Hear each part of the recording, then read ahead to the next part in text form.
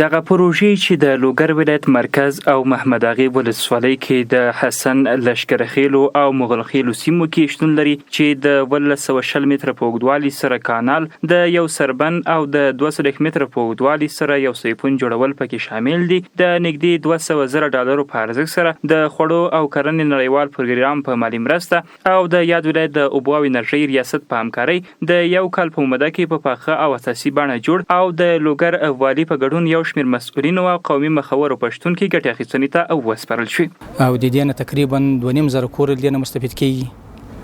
او 2,000 شاوخوا په دې کې بنفرو کار کاوه کاریګرو په دا څومره موده کې دا تکمیل سو پروز کال دې کار شروع شوی سکه د ګټې اخیستنې ته وسپارل شو 2,000 هکټار ځمکه لدې نه هغه کیږي دا او به خړوب کیږي. دغه راز بیا د سیمې اوسیدونکو د اسلامي امارت مسؤلینو څخه د بیا رغونې کارونو په ترسره کولو کې خوښ دي او زیاتوي چې تر دې وړاندې د کرنیزو ځمکو لپاره د اوبو په برخه کې له یو لړ ستونزو سره مخ ول او په راتلونکي وخت کې د ورته نورو پروژو پلي کېدو غوښتونکي شول. ډېره ګټوره ده ځکه چې اول ډېر ضایعات و دا پوشتي ډېر سوري و بدۍ به کولې اوبه تللې ضایعات یې زیات درلوده تقریبا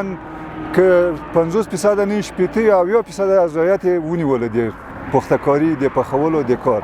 او دا کار موثر وو مخکې هغه ستونزې اوس ان شاء الله یو څه حل شوي دي او څه موږ نور دغه لرو چې موږ یو څه کانال پای د تاسو نه خواهش لرو چې تاسو له ارګان سره هغه د موږ ته جوړ کړو سربت د یادول وړ د چې دغه پروژو د کاري چارو په لړ کې لوي خو زرتنو ته کاري چوپړ برابر شوی وو او لبل پلو بیا د سیمې 15,800 کورنۍ تر برخمن شوي چې ورسره 2,500 هکتاره کرنیز ځمکه هم ترې خړوبېږي.